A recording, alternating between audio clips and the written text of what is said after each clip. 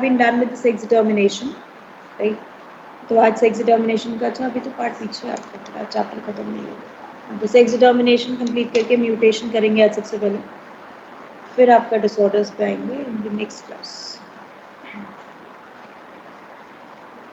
Okay guys, so we were being talking about this. तो हमने ये बेसिकली स्टेट किया था इसके अंदर, राइट, सेक्स डिटर्मिनेशन में about the whole, that is XXXY determination, फिर उसके बाद ड्रोसोफिला का किया था और rather of the other determinations किए थे। अब इसी में एक स्पेशल मेथड आता है, तो वो स्पेशल मेथड सबसे पहले पूरा कर लेते हैं। Right, so special type of sex determination, and the special type of the sex determination which is being there, right, इसको हम basically define करते हैं। मैम आप लिख रही हैं? हाँ, अभी मैं लिख रही हूँ, अभी लिखा नहीं है मैंने, अभी लिखूंगी। Yes, so the special type is बच्चे haploid diploid mechanism। एक मिनट, is visible, ठीक है? Wait, written वाला आ रहा है? Content? Yes, guys.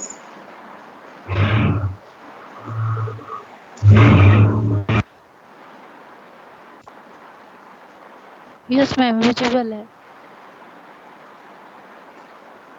Okay, guys, so start करते हैं।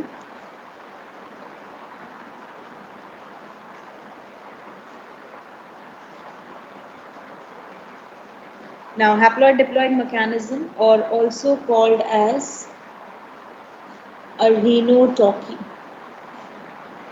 ये आपने शायद पढ़ा होगा rhinotochy के बारे में, राइट, ज़ूलॉजी के अंदर haploid diploid mechanism और rhinotochy। किसका डिटर्मिनेशन है ये?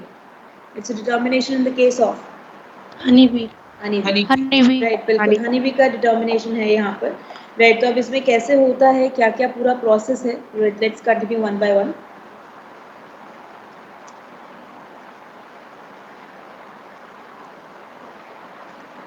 नाउ फीमेल हनी बी अगर देखें तो 2n equals to 32 and male is n equals to 16। Male also called drone, and this is queen as the female, right। अगर हम यहाँ डिटर्मिनेशन किसके अंदर देख रहे हैं, इन the case of the honey bee, right। So we basically say that female will go for the task of the meiosis and produces the gamete as n equals to 16 and n equals to 16, and male go for mitosis and produces the gamete as n equals to 16। Is it fine everyone?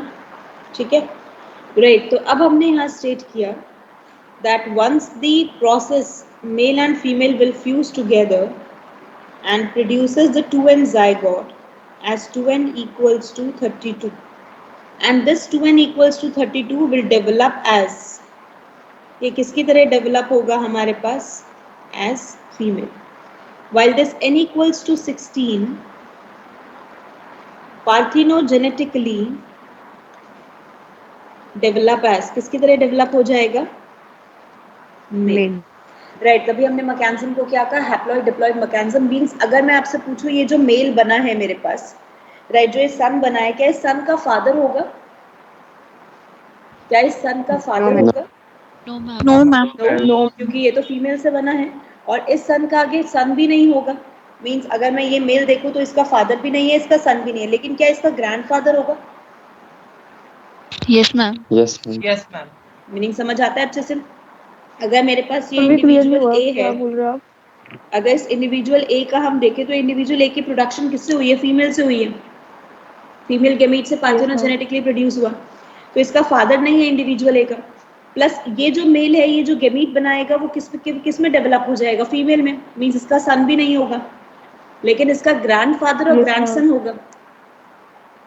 एक generation पीछे जाओगे तो grandfather grandson तो कह सकते हो ना, क्योंकि ग्रैंडफादर ने ही मदर बनाई होगी और मदर से ही आगे आया होगा, राइट। तो सिंपली हमने कहा, राइट, सो हम कहते हैं drones do not have father and son but have grandfather and grandson. ये क्वेश्चन बहुत आता है बच्चे एग्जाम में, तो ध्यान रखना। राइट, कंप्लीट यहाँ तक। राइट, तो इसको हमने नाम दिया हैप्लॉइड डिप्लॉइड मैकेनिज्म और also called as the arrhenotoky. Right, अब इसमें वी डिफाइन कि हमने ये जो पूरा मैकेनिज्म पढ़ा, that is haploid diploid mechanism, arrhenotoky, right, that is a special type. इसके बाद हमारे पास राइट नेक्स्ट स्ट्रैटेजी आती है, that is non allosomic type of sex determination. अब नॉन एलोसोमिक टाइप कौन सा होता है? जहां पर एलोसोम्स नहीं है, right, where allosomes remain absent.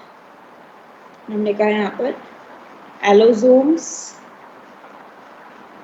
Remain absent. अब अगर एलोसोम्स इसमें नहीं है, एलोसोम्स अगर इसमें एब्सेंट हैं, राइट, तो टास्क कैसे चलेगा हमारे पास? राइट, सो एग्जाम्पल इसका स्पेसिफिक लेके चलते हैं।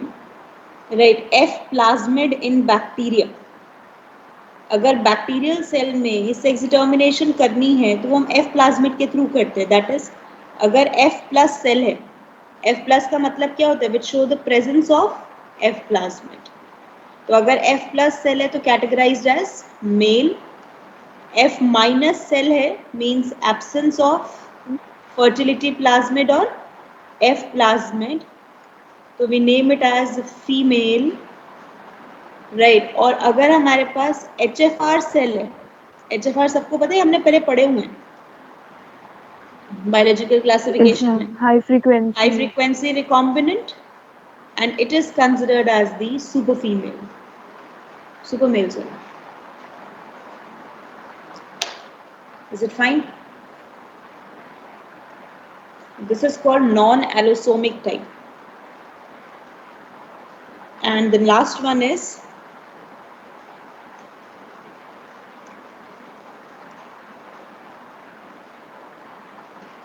environmental type of sex determination. ये बेसिकली आप जोलॉजी में अच्छे से पढ़ते हो। एनवायरमेंटल का मतलब environmental factors control the development of sex. अब कौन से ऐसे एनवायरमेंटल फैक्टर्स है जो कंट्रोल करेंगे? Right, if you will consider, तो हमारा सबसे पहले आया that is proximity to female. Female से प्रॉक्सिमिटी होना।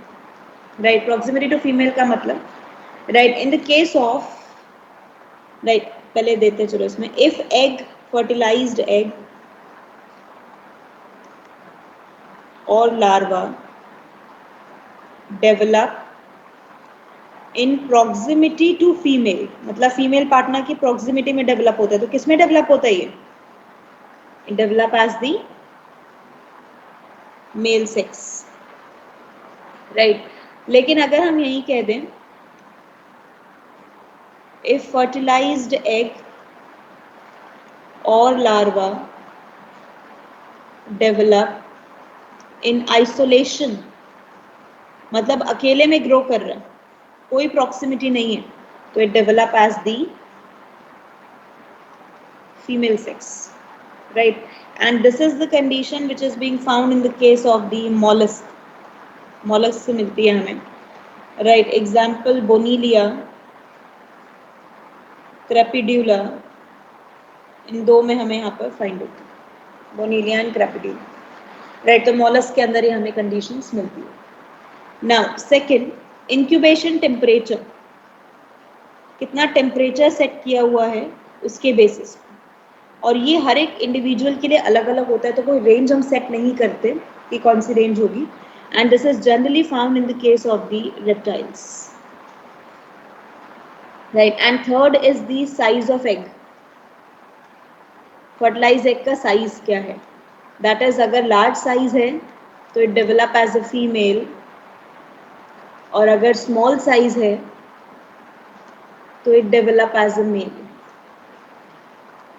Right, again in the case of the amphibians and reptiles. तो ये basically environmental mode is only in the case of the animals, or be some of the animals. Clear a condition?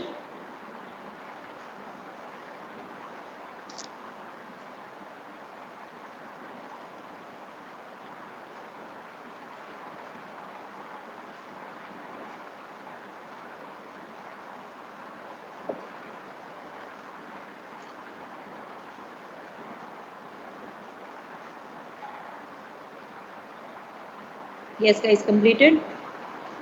Ma'am जो first reason क्या है समझ कोई reason नहीं है बेटा, it's just a hormonal matter and the jeans which only act right जब ऐसी कंडीशंस होती हैं, that's the only thing.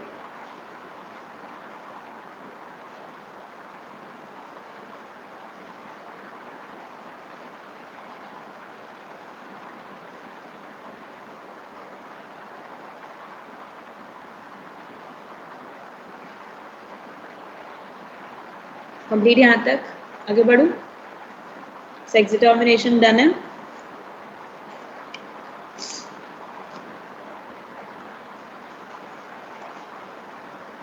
Yes, so now moving to the next topic, which is mutation.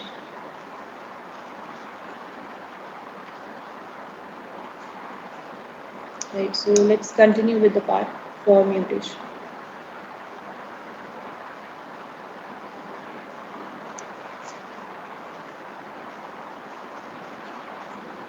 Yes guys, done है यहाँ तक start, right? So moving to mutation, right? So mutation अब हमारे पास है क्या? Mutation is basically defined as, mutation का मतलब क्या है? कोई भी एक sudden change, sudden random alteration होना, किसमें? या तो जीन सीक्वेंस में होगी ऑल्टरेशन, ATGC का सीक्वेंस चेंज हो जाएगा, या फिर क्रोमोसोम के नंबर्स में ऑल्टरेशन हो जाएगी, उसके नंबर कम ज़्यादा हो जाएंगे, या फिर हमारे पास क्या होगा, क्रोमोसोम के स्ट्रक्चर में ऑल्टरेशन हो जाएगी. तो हमने कहा क्रोमोसोम के स्ट्रक्चर में चेंज होना, जीन सीक्वेंस में चेंज होना, क्रोमोसोम नंबर में चेंज होना, that is called as mutation. उसे हम सिंपली म्यूटेशन डिफाइन करते हैं, राइट. और यही म्यूटेशन जब हम स्टेट करते हैं तो ये सब चीज़ें क्या रिजल्ट करेंगे? They result in the loss of function. Function का लॉस हो जाएगा मोस्ट कॉमनली. बहुत रेयरली होता है कि कभी गेन ऑफ फंक्शन भी हो जाता है, लेकिन अधिकतर केसेस में हमारे पास लॉस ऑफ फंक्शन ही होता है कि फंक्शन वो ऑर्गेनिज्म जो होगा वो लूज कर देगा, राइट. जनरली हम कहते हैं mutations are recessive in nature. ये स्टेटमेंट आप इवोल्यूशन में भी पढ़ते हो, म्यूटेशन थ्योरी के अंदर, कि mutation are recessive in nature. अगर बच्चे मैंने म्यूटेशन को डोमिनेंट कर दिया तो म्यूटेशन तो हर जनरेशन में जाने के लिए एप्लीकेबल हो जाएगा. अगर मैं उसे रेसेसिव रख के चलूंगी तो it is only being there in the individual जो हमारे पास होमोजाइगस रिसेसिव होगा. लेकिन अगर मैं डोमिनेंट कर दूंगी तो वो होमोजाइगस हेटेरोजाइगस दोनों के केस पे जाएगा, तो वाइड स्प्रेड बढ़ेगा. मुझे वाइड स्प्रेड बढ़ाना नहीं है. अब अगर मॉलिक्यूलर बायोलॉजी हमने पढ़ी है तो सबको ध्यान हो, तो हम कहते हैं genetic material must be the one. Genetic material वो होना चाहिए जो एक्चुअली क्या फॉलो कर सके हमारे पास, कि उसका स्लो म्यूटेशन रेट. म्यूटेशन चाहिए लेकिन म्यूटेशन को स्लो रेट पे चाहिए. म्यूटेशन ऐसा नहीं चाहिए कि इतना स्पेसिएशन होता रहे, इतना इवोल्यूशन होता रहे कि वी आर नॉट अवेयर कि पहले जनरेशन आती क्या थी, पहले स्पीशीज क्या थी, राइट. सो इसी वजह से हम जनरली कहते हैं mutations are recessive in nature, right. And may और मे नॉट लीथल. हो सकता है लीथल हो सकता है लीथल ना हो. लीथल का मतलब cause the death of the individual. जरूरी नहीं है कि हर म्यूटेशन डेथ को कॉज करेगा, राइट. तो हम कहते हैं मे और may not lethal in nature, right. Property clear हुई अच्छे से? Fine, right. अब हमने कहा बेस्ड ऑन द इफेक्ट्स के बेसिस पे जो ये कॉज करता है, मतलब उसके बेसिस पे हम म्यूटेशन को 3 कैटेगरीज में रख सकते हैं, right. Number first is the gene mutation, another is the chromosomal aberration, and the next one is the genomatic mutations. अब एक एक करके मैं समझाऊंगी ये क्या होते हैं, नहीं इनकी डिटेल पढ़ेंगे हम, right. So gene mutation, chromosomal aberration, genomatic mutation. Gene के सीक्वेंस में चेंज होना, right. So change in genetic sequence change होना, ATGC पे फर्क आना, न्यूक्लियोटाइड चेंज होना, that is gene mutation, right. Alteration in chromosome structure, chromosome के structure में ऑल्टरेशन होना, that is called as chromosomal aberration, right. And genomatic mutation means alteration in chromosome number, chromosome के number में alteration होना, chromosome number और ploidy इनमें change होना, right, so that is called genomatic mutation, right. इसमें से सबसे पहले हम स्टार्ट करेंगे जीनोमैटिक म्यूटेशन ही, फिर उसके बाद क्रोमोसोमल एब्रेशन, फिर जीन म्यूटेशन, थोड़ा उल्टा चलेंगे इसमें।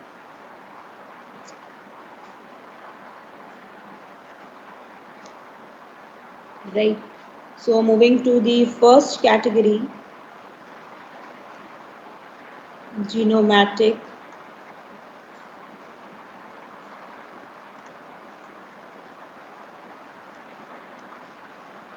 mutations.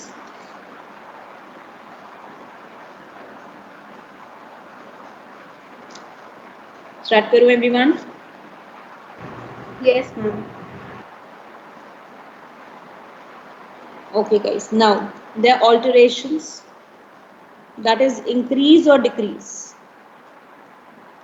in किसमें कम ज़्यादा करना, chromosome number of an individual, एक इंडिविजुअल के क्रोमोसोम नंबर में इंक्रीज डिक्रीज करना, या फिर इंक्रीज और decrease in chromosomal set of an individual.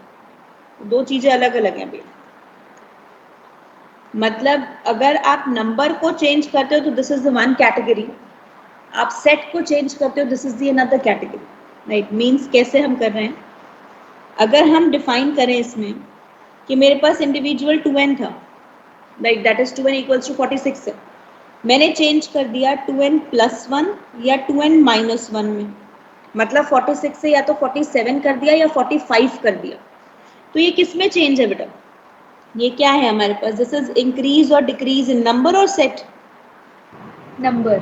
Right, क्योंकि ये चेंज हम सिंपल किस में कर रहे हैं, क्रोमोसोम नंबर में, राइट। तो जब हम क्रोमोसोम नंबर में चेंज करते हैं तो हम इसे कहते हैं एन्यूप्लॉइडी, राइट। और ये बहुत इंपॉर्टेंट नीट में आता हुआ पार्ट है ये, राइट, एन्यूप्लॉइडी। लेकिन मान लो मेरे पास इंडिविजुअल 2n है, मैंने 2n से उसे n कर दिया, 4n कर दिया, 6n कर दिया, 8n कर दिया, तो अब मैंने किस में इंक्रीज और डिक्रीज किया, पूरे के पूरे सेट, राइट, पूरा का पूरा जीनोम ही मैंने उसके अंदर उसका क्या कर दिया, बढ़ा दिया या कम कर दिया, राइट। तो increase and decrease in the chromosomal set, right, that is genome की वैल्यू ही चेंज कर दी, राइट। तब हम इसे डिफाइन क्या करते हैं, we just name it as the euploidy. अब यही दोनों चीजें हम डिटेल में पढ़ने वाले हैं, one is aneuploidy and another is euploidy, right. तो नंबर में कम ज्यादा होना दैट इज एन्यूप्लॉइडी। कि 46 से मैं एक एग्जांपल भी लिख देती हूँ यहाँ पर, याद रहेगा आपको, 46 से 47, 45 करना, राइट, दैट इज एन्यूप्लॉइडी। लेकिन वहीं 46 से 23 या 92 करना, that is called euploidy. Clear है कंडीशन? Yes, ma'am.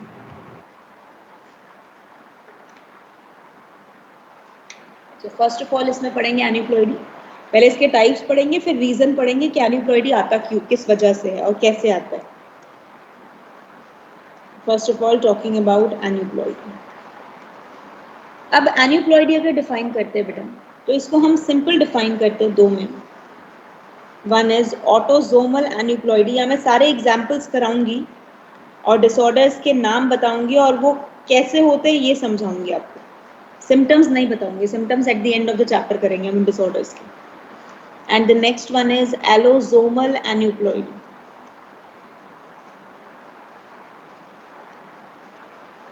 मतलब ऑटोसोम्स में अगर हुई तो नाम दिया ऑटोसोमल, एलोसोम्स में अगर हुई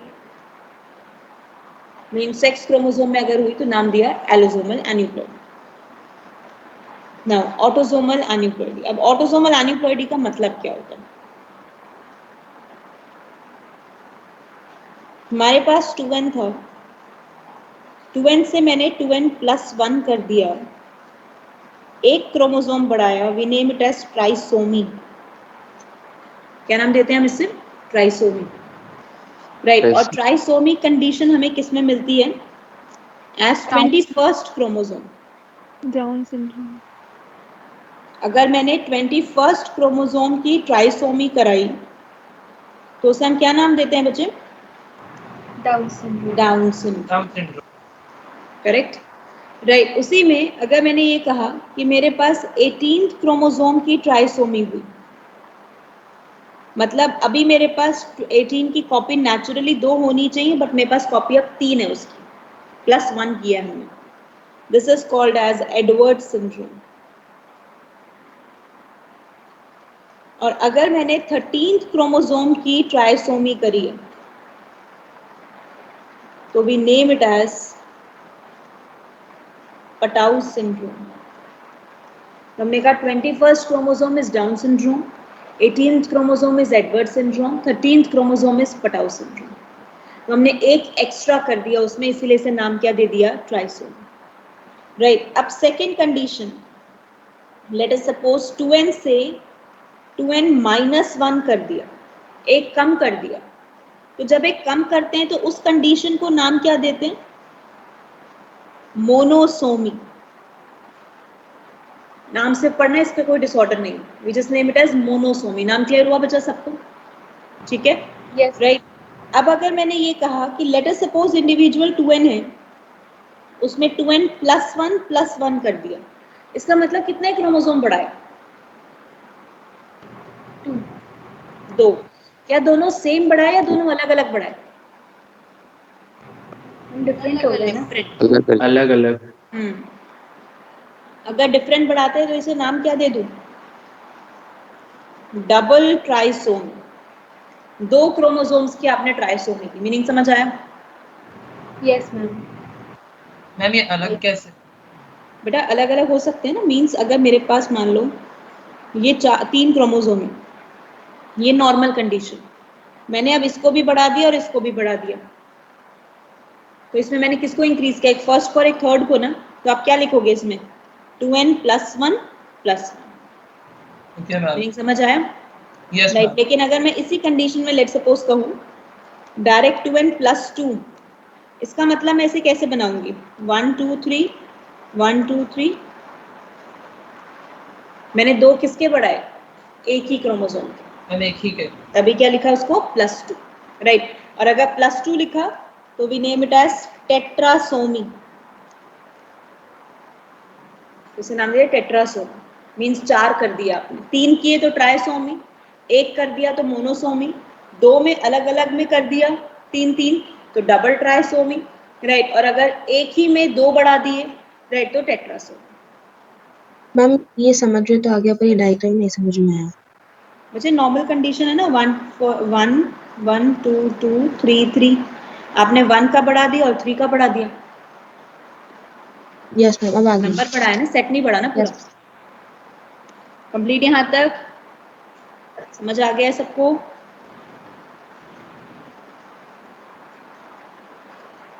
नाउ एलोसोमल एन्यूप्लॉइडी. अब एलोसोमल का मतलब 2n+XX कंडीशन है, आपने चेंज कर दिया 2n+XXX में. तो क्या किया इसके अंदर, this is called X trisomy in the case of female. Right. Female के अंदर X ट्राइसोमी की. Right. And the condition is super female. और ये हम सारे डिसऑर्डर ह्यूमन के हिसाब से पढ़ने वाले हैं. अब अगर मैंने यहाँ पर कंडीशन ये कर दी कि मेरे पास 2n+XY था, अब मैंने X की ट्राइसोमी की, तो इसे क्या लिखूँ, XXY. और ये X ट्राइसोमी मेल में हुआ या फीमेल में हुआ, मेल. और इसको क्या कहते हैं, anyone who can recognise, Klinefelter syndrome. Klinefelter syndrome. We define it, right? Then we say the third one, 2n+XX से मैंने बना दिया 2n+XO. राइट. इसका मतलब मैंने वापस क्या किया, अब यहाँ पर X का क्या कर दिया, मोनोसोमी, एक कम कर दिया ना, in the case of the female. Right. अगर फीमेल के केस में X का मोनोसोमी किया तो इसे नाम क्या दे दिया, this is called as the Turner syndrome. Right, Turner syndrome. Right. But at the same time I will say ये कंडीशन मेल में भी तो हो सकती है, 2n+XY, वी हैव 2n+OY. मैंने क्या कर दिया यहाँ पर, X का monosomy. In the case of male, this is called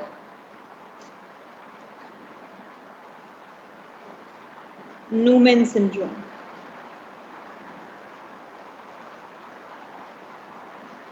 Right? So this is all about the types for autosomal and allosomal aneuploid.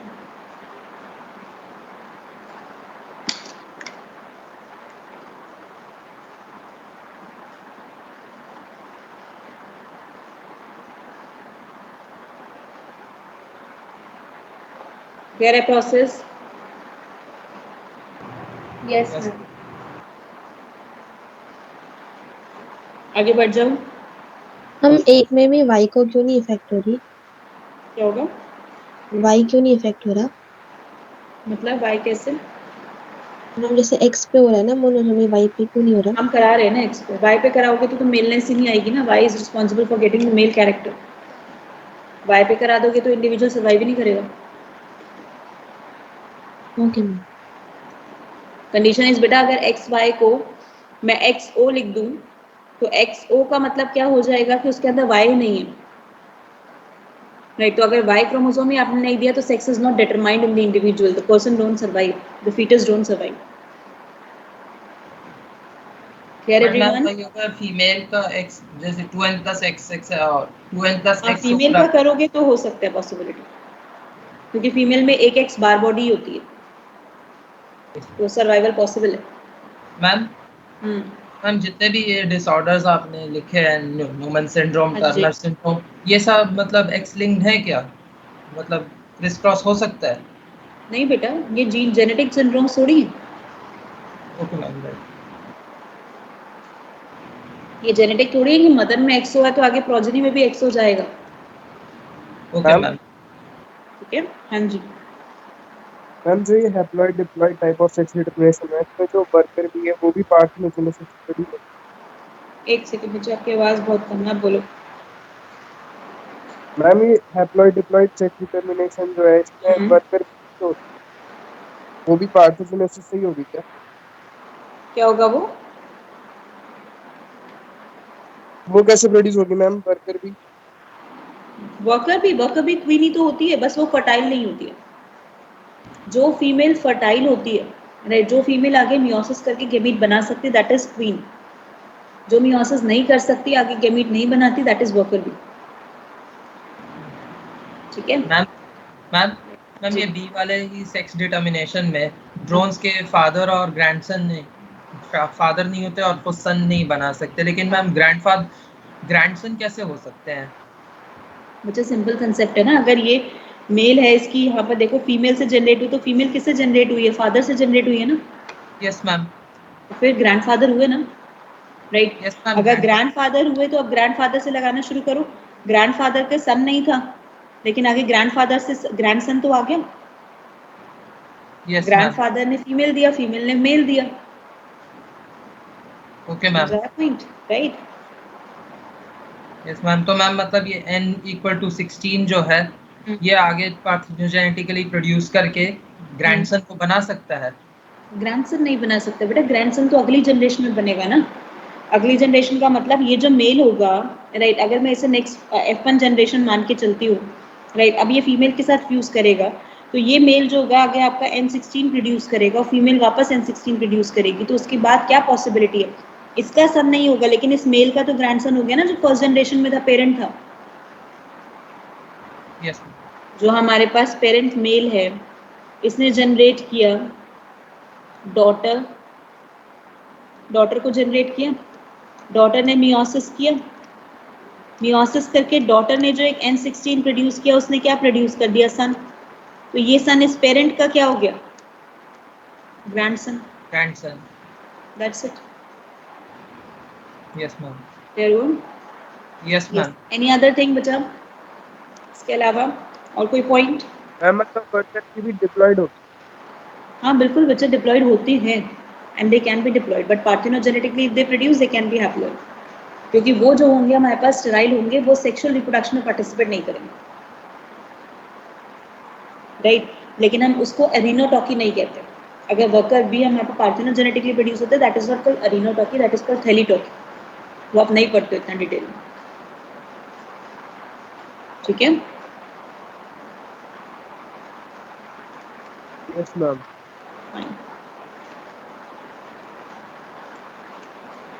Now reason for aneuploidy. अब aneuploidy generate होने के लिए क्या रीजन है, राइट, क्या reason है जिसकी वजह से एन्यूप्लॉइडी आती है। तो aneuploidy only come as the non disjunction of chromosome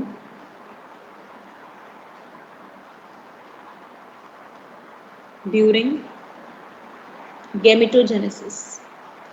gametogenesis के टाइम पे, दैट इज मियोसिस के टाइम पे नॉन डिसजंक्शन होना क्रोमोसोम का, उसकी वजह से एन्यूप्लॉइडी आती है।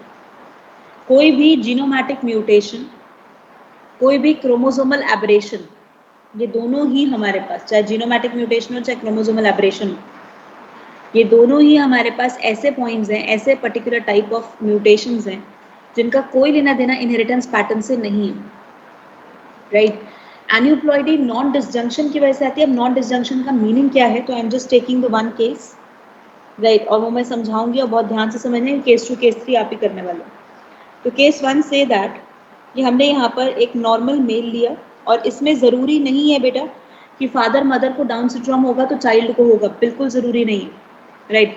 फादर मदर में कोई टर्नर सिंड्रोम होगा या क्लेनेफेल्टर सिंड्रोम होगा तो आगे चाइल्ड में होगा, not at all possible, right. तो इसी वजह से ये पेरेंट्स से डिटरमाइन हम नहीं कर सकते, that's why we say that never follow the inheritance, inheritance को फॉलो नहीं करता। सिर्फ जीन म्यूटेशंस ऐसे हैं जो इनहेरिटेंस को फॉलो कर सकते हैं, वो भी सारे नहीं।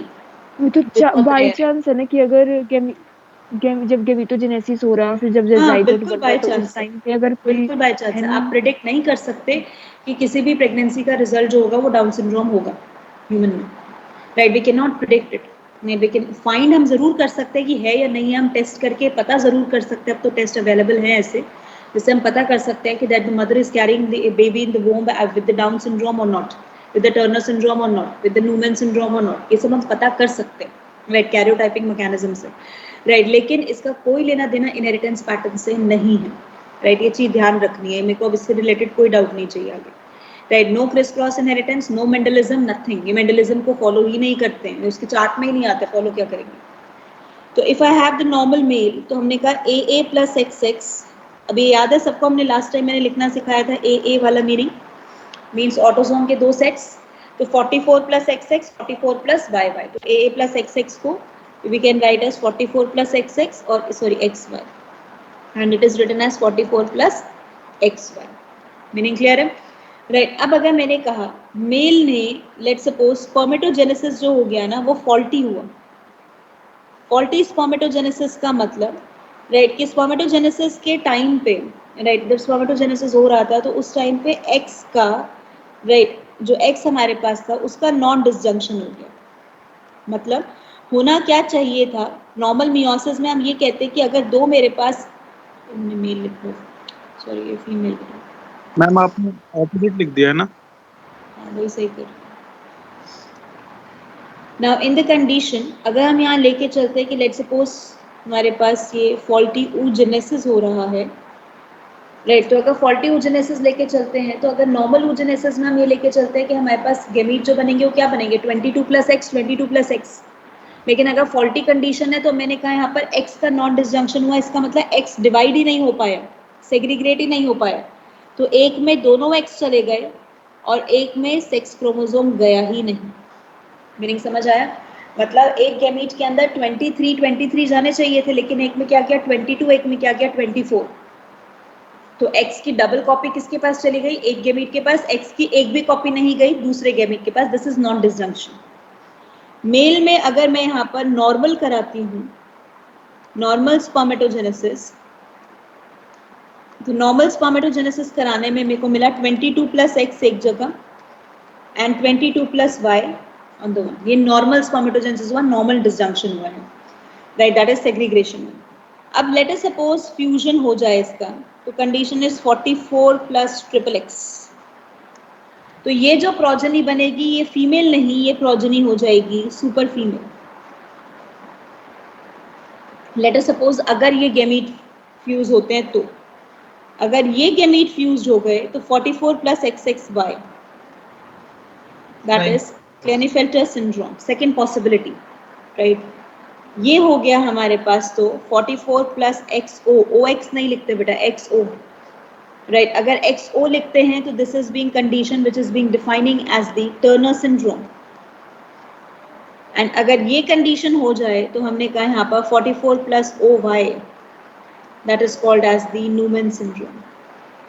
तो मतलब अगर मदर में oogenesis प्रॉपर नहीं हो रहा तो देखो डिसऑर्डर, चारों टाइप के डिसऑर्डर की प्रोजेनी कोई ना कोई एक टाइप की बन सकती है, लेकिन नॉर्मल प्रोजेनी नहीं बनेगी। कंडीशन समझ आई? Yes, Right? ma'am. So it is only due to the faulty gametogenesis, only due to the non-disjunction that this trait will come up in the progeny. ये बिल्कुल जरूरी नहीं है मदर फादर में trait होगा, और ये भी जरूरी नहीं है कि जिनमें ट्रेट आया उनके आगे प्रोजेनी में होगा ट्रेट, राइट। वैसे तो प्रोजेनी बना नहीं पाएंगे, नॉर्मली स्टेराइल होते हैं, राइट, बट स्टिल अगर हो भी पाएगा तो भी हम यहाँ पर पॉसिबिलिटी नहीं कह सकते कि आगे वो चीज जाएगी या नहीं जाएगी। हाँ जी मैम सुपर फीमेल फर्टाइल होती है, स्टेराइल होती है? स्टेराइल होते हैं, राइट। बहुत रेयर केसेस होते हैं जो फर्टाइल भी होते हैं। Okay ma'am. डन है, ठीक है, समझ आया पॉइंट, राइट। अब इसी में केस 2 आप करोगे फटाफट से, मुझे केस 2 और केस 3 का रिजल्ट चाहिए, right. Case 2 is faulty spermatogenesis, right. पहले कंप्लीट करना, फिर मैं रिजल्ट पूछूंगी दोनों के। And case 3 is faulty spermatogenesis and faulty oogenesis, दोनों, और ये तीनों केसेस एक्स क्रोमोसोम के लिए। Faulty spermatogenesis and faulty oogenesis। और एक मिनट चार्ज लगाऊंगा।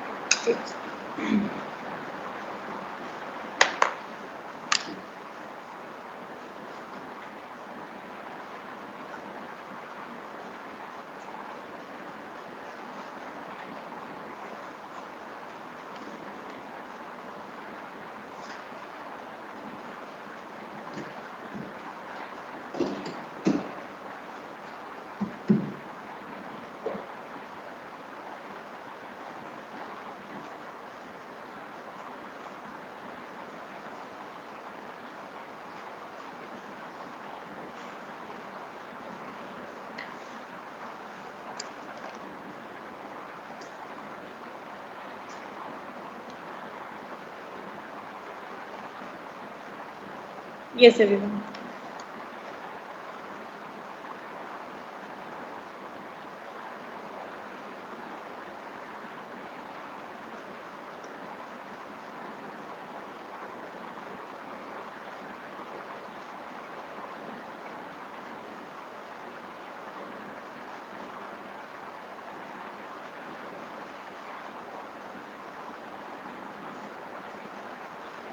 मैम केस 2 में केस 2 में 2 नॉर्मल चाइल्ड होंगे और 2 क्लाइनफिल्टर्स वाले।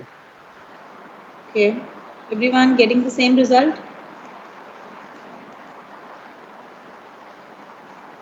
अब यहाँ देखो फीमेल बिल्कुल normal, 22 plus X 22 plus X, और इसमें 22 plus X Y and 22 plus O. Normal कैसे आएगा बेटा? मैम 2 तो क्लाइनफिल्टर आएंगे और 2 Turner sir Turner, Turner syndrome आएंगे। राइट। तो ये अब हमारे पास आ गया 44 plus XO, 44 plus double X Y and 44 plus X. Clear हुआ? राइट। तो ये क्लेनिफिल्टर और ये टर्न, राइट। तो क्वेश्चन आया था नीट में, Turner syndrome can be obtained in the progeny by fertilization of abnormal sperm and a normal ovum and normal sperm and abnormal ovum, दोनों से possibility है? Yes, ma'am. Yes ma'am. Right? Clear Yes, है? Now the third case, फटाफट से।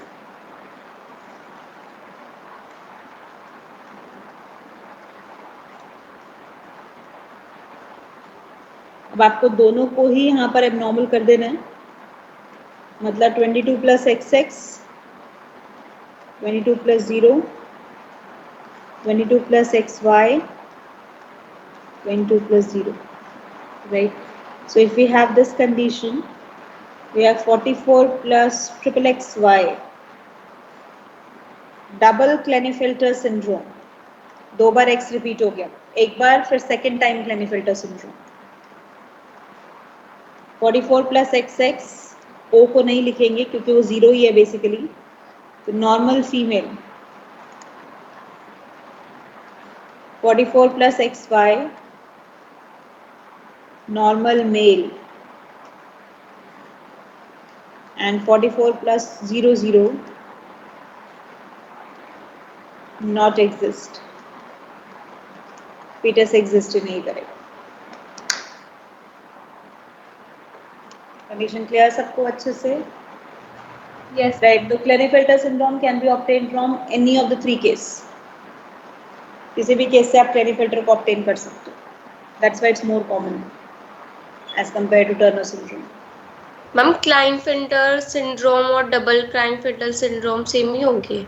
एक ही बात है बच्चे, उसमें सिम्टम्स डबल हो जाएंगे जो क्लिनेफिल्टर में मिल रहे थे। गायनेकोमास्टिया जो क्लिनेफिल्टर में का मेन पॉइंट होता है, development of breast, enlargement of breast, right? तो एनलार्जमेंट ऑफ ब्रेस्ट क्लिनेफिल्टर में अगर थोड़ा होगा तो डबल क्लिनेफिल्टर में ज्यादा होगा।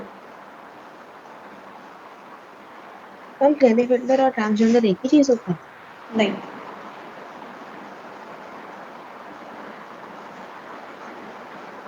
यस, कंप्लीट यहाँ तक point Yes. Yes, ma'am. Clear है? पूरा एनिप्लॉइडी अच्छे से समझ आ गया है, एनिप्लॉइडी क्या होता है, कैसे करते हैं? और मैम तो फिर फटाफट से दोनों अलग कैसे हुए, ट्रांसजेंडर और ये क्लिनेफिल्टर सिंड्रोम जो होते हैं? क्यों बच्चे सेम कैसे हो, पहले तो ये बताओ। How you think they are same? जैसे क्लिनेफेल्टर से जो टर्नर सिंड्रोम है मैम, जैसे 2 तरीके के अगर ट्रांसजेंडर देखें हम तो ये क्या कोई जेनेटिक डिसऑर्डर नहीं कह सकते हम? बिल्कुल नहीं।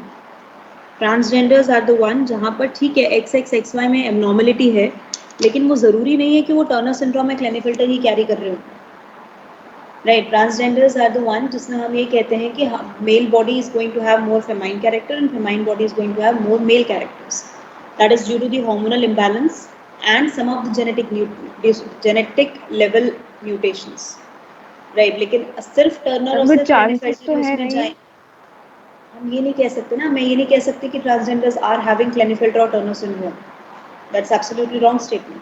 अ नॉर्मल उसका person can reverse also have, statement. Normal statement, normal person can also have, normal female को भी टर्नर सिंड्रोम हो सकता है जिसमें oogenesis नहीं होगा, मेंस्ट्रुएशन नहीं होगा, राइट? और कोई सिम्टम आपको बाहर से नहीं दिखेगा, but may she carry the Turner syndrome.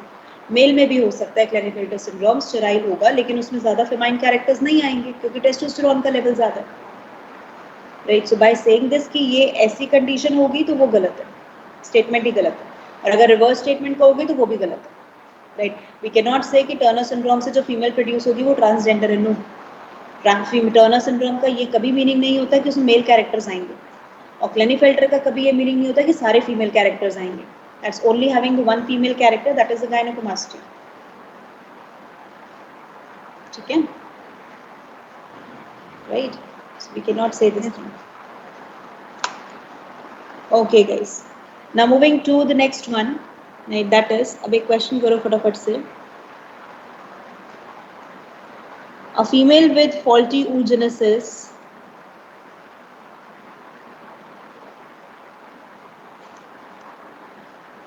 marries a normal man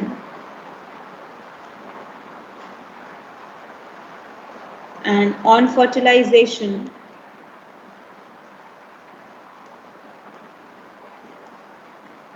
their child was found to be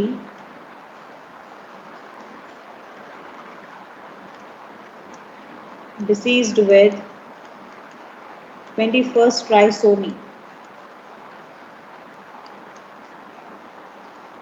What will be the probability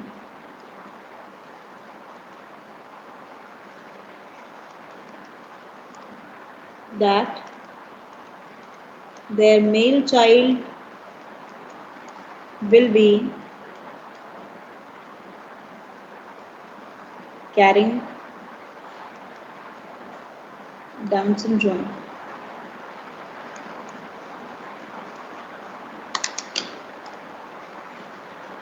दो करेक्ट।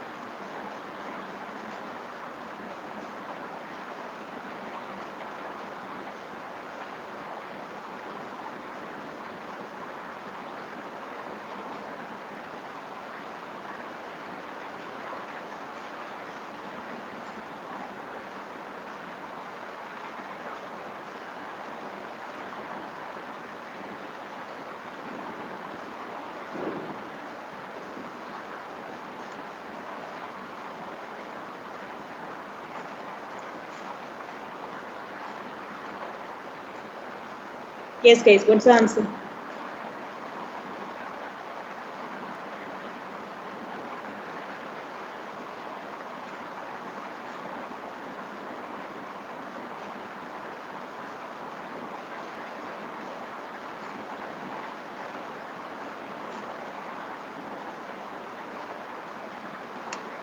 हाँ जी, सिंपल क्वेश्चन है, डायरेक्ट आंसर निकलेगा। अच्छा, कौन सा केस है ये? एलोसोमल एन्यूप्लॉइडी, ऑटोसोमल एन्यूप्लॉइडी? एलोसोमल। एलोसोमल कैसे हो? Ma'am autosomal. Autosomal. 21st trisomy हो रही है ना बच्चे? ट्राइसोमी 21। राइट, oogenesis फॉल्टी है तो oogenesis तो चाहे ऑटोसोमो चाहे एलोसोमो सबके लिए फॉल्टी हो सकता है ना, that's a common process. Right, तो अब अगर मैं यहाँ लेके चल रही हूँ 44 प्लस XX 44 प्लस XY, तो पहले तो आपको क्वेश्चन पढ़ते ही ये गेस करना है कि ये केस किसका है। तो it's a case of autosomal aneuploidy, और अगर ये ऑटोसोमल एन्यूप्लॉइडी का क्वेश्चन है, इसका मतलब ऊपर के तीनों केसेस एप्लीकेबल नहीं है इसके लिए। अब अगर मैं यहाँ पर नॉर्मल फॉल्टी oogenesis कराती हूँ तो मीन्स 21st, तो 44 में मेरे पास चेंज आएगा। तो एक जगह मेरे पास क्या जाएगा 23 प्लस x, और एक जगह मेरे पास क्या जाएगा 21 plus x। Simple condition. Right, तो एक जगह 21 की तीनों कॉपी, दो कॉपीज दोनों की दोनों चली जाएंगी, और एक जगह 21 की एक भी कॉपी नहीं जाएगी। यही होगा कंडीशन। तभी तो 3 लेके आ पाओगे कि 2 एक पेरेंट से आई और एक एक पेरेंट से आई। और यहाँ पर कंडीशन क्या हो रही है, यहाँ पर तो हमारे पास नॉर्मल हो रहा है। तो अगर नॉर्मल हो रहा है तो हम इसे क्या लेके चलेंगे 22 plus x and 22 plus y। तभी ये क्वेश्चन दिया मैंने, क्योंकि आप इसमें भी मुझे पता था एलोसोमल वाला ही लगाने वाले हो। राइट, बट क्वेश्चन ध्यान से पढ़ना है, इट इज नॉट एलोसोमल एन्यूप्लॉइडी बेटा, इट्स ऑटोसोमल। ये केस ऑटोसोमल का है हमारे पास। क्लियर हुई कंडीशन? राइट, तो अब अगर मैं यहाँ ये लेके चलती हूँ तो मेरे पास कंडीशन क्या आएगी, this is the one as 45 plus XX 45 plus XY 43 plus XX and 43 plus XY। तो ये कंडीशन हमारे पास क्या होगी, जहां पर 21st की क्या करा दी हमने, 44 की जगह 45 आ गया, ट्राइसोमी। यहाँ भी क्या हो गया 21st का ट्राइसोमी। राइट, अब अगर इसमें देखा जाए हमारे पास, तो ये कंडीशन क्या हो गई यहाँ पर हमारे पास, if you will see, right, 21st monosomy, और ये क्या हो गया 21st मोनोसोमी। ठीक है, अब उसने कहा male child with down syndrome. Right, तो अब male child with down syndrome निकालना है, तो कितने मेल चाइल्ड आ रहे हैं, 2, और 2 में से डाउन सिंड्रोम कितने को है, 1। तो answer is 50%।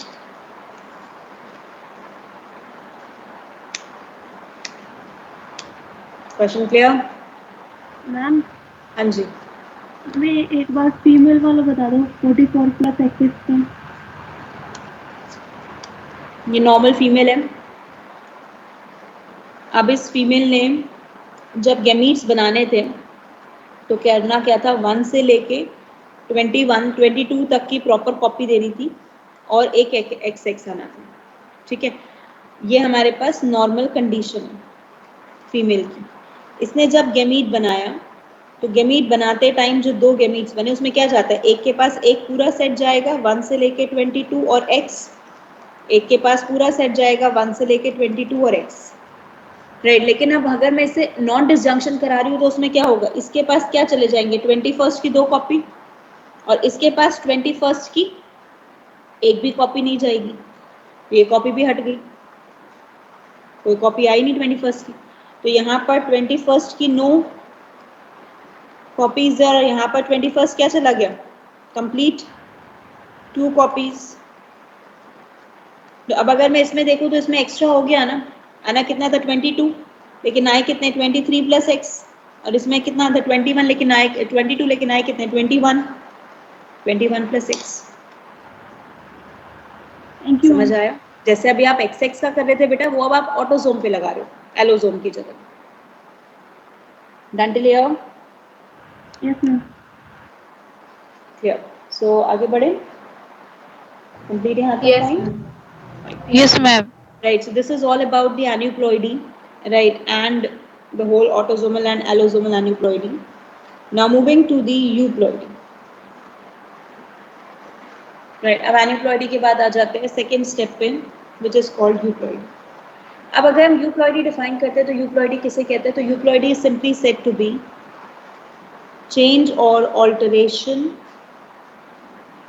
that is increase or decrease in chromosomal set, chromosomal set में increase or decrease हो, right, तो which can leads to haploidy. haploidy का मतलब 2n से कहाँ चलेगा, n पे, और can lead to polyploidy, जहाँ पर कहाँ चलेगा 2n से 4n 6n 8n, इस तरीके से आगे मूव करते चलेगा। कंडीशन समझ आई? राइट। अब हैप्लॉइडी तो कैसे होगा, only by mutation, that is deletion of complete set, पूरा का पूरा सेट ही उड़ गया उसका, राइट। तो डिलीशन ऑफ कंप्लीट सेट, पूरा का पूरा सेट ही अगर हमारे पास उड़ जाएगा तभी पॉसिबल है, अदरवाइज तो आप मियोसिस के थ्रू कर सकते हो, और मियोसिस के थ्रू अगर 2n से n बना रहे हो तो आप गेमेटोजेनेसिस कर रहे हो, इंडिविजुअल बनाते टाइम तो आप नहीं कर सकते ये काम, right, so that is why we can simply say this is the process which can occur only by mutation, जहाँ पर पूरे के पूरे सेट का क्या हो जाएगा, डिलीशन। मीनिंग समझ आया हैप्लॉइडी का? नाउ हैप्लॉइडी के बाद अब आ गए पॉलीप्लॉइडी पे। तो पॉलीप्लॉइडी 2 टाइप में होती है हमारे पास, एक होता है ऑटो पॉलीप्लॉइडी, ऑटो का मतलब सेल्फ, और एक होता है एलो पॉलीप्लॉइडी। एलो पॉलीप्लॉइडी तो मैं डिटेल में ही पढ़ाने वाली हूँ आपको। नाउ ऑटो पॉलीप्लॉइडी का मतलब, right, that is induction of polyploidy in cell by itself, अपने आप से अगर उसमें पॉलीप्लॉइडी इंड्यूस होती है तो उसे क्या कहेंगे हम, ऑटो पॉलीप्लॉइडी, राइट। अगर सेल में खुद ब खुद अगर प्लॉइडी इंड्यूस हो रही है तो कैसे, एक केस याद हो आपको सबको, तो एंडोमाइटोसिस इन टैपेटम, यस मैम, राइट। तो टैपेटम में जब एंडोमाइटोसिस होता है तो टैपेटम ऑलरेडी सेल्स क्या बन जाते हैं, because of which tapetum layer of the anther is called as the polyploid layer. इसी वजह से टैपेटम लेयर को आप नाम क्या देते हो, which is name as the polyploid layer. Clear यहाँ तक? Right, so this condition is called as the autopolyploid, right. अब हमारे पास केस आएगा एलो पॉलीप्लॉइडी का, जो हम डिटेल में पढ़ेंगे। तो यहाँ तक क्लियर सबसे पहले? Yes, guys, done it.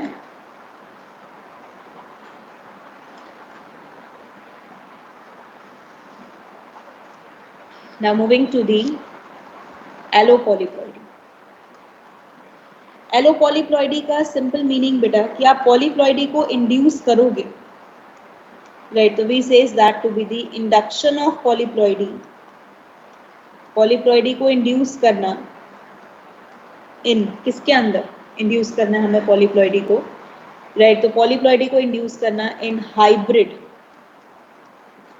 और वो कौन सी hybrid, intergeneric hybrid, that is वो हाइब्रिड जो किसके बीच में बनाई गई मैम, 2 अलग अलग जीनस के बीच में, हाँ, between 2 different genera, 2 different genera के बीच में, जब आपने जीनस के बीच में जब आपने पॉलीप्लॉइड बनाने के बाद, हाइब्रिड बनाने के बाद उसमें पॉलीप्लॉइडी लगाई, तो it is called allopolyploid. इस पे एग्जाम में बहुत क्वेश्चन आता है ट्रिटिकेल के ऊपर, इसका बेस्ट एग्जाम्पल है ट्रिटिकेल। राइट, मैं धीरे धीरे समझाऊंगी आऊंगी इस एग्जाम्पल को भी। राइट, तो इसके पहले एग्जाम्पल पे आते हैं। That's the first allopolyploid hybrid. पहली एलो पॉलीप्लॉइड हाइब्रिड जो बनी थी, रादर वो ज्यादा मार्केट नहीं हुई, ज्यादा पॉपुलर नहीं हुई, but that is raphanobrassica, the first hybrid to be prepared. अब रैफिनो ब्रासिका किससे बनाई हमने? We just form it from the Raphanus sativus, that is radish, and Brassica oleoreca, that is cabbage. बहुत बार मार्केट में ऐसे भी कैबेज आते हैं जिनका टेस्ट बिल्कुल रेडिश के जैसा होता है, दिखते कैबेज के जैसे हैं, स्लाइट बहुत लाइट ग्रीन कलर होता है और having a complete white texture भी कभी कभी दिखता है उसके ऊपर। राइट, तो Raphanus sativus and Brassica oleoreca, इन दो को आपने हाइब्रिडाइज किया, जिसमें हमने क्या किया? अगर देखो Raphanus sativus राइट और Brassica oleoreca both belong to, दोनों बिलोंग किससे करते हैं? Same family. जीनस अलग अलग है, स्पीशीज अलग अलग है, तो फैमिली तो सेम रखो, एटलीस्ट एक चीज को तो सेम रखोगे, इतनी डाइवर्सिटी तो नहीं ला सकते हम।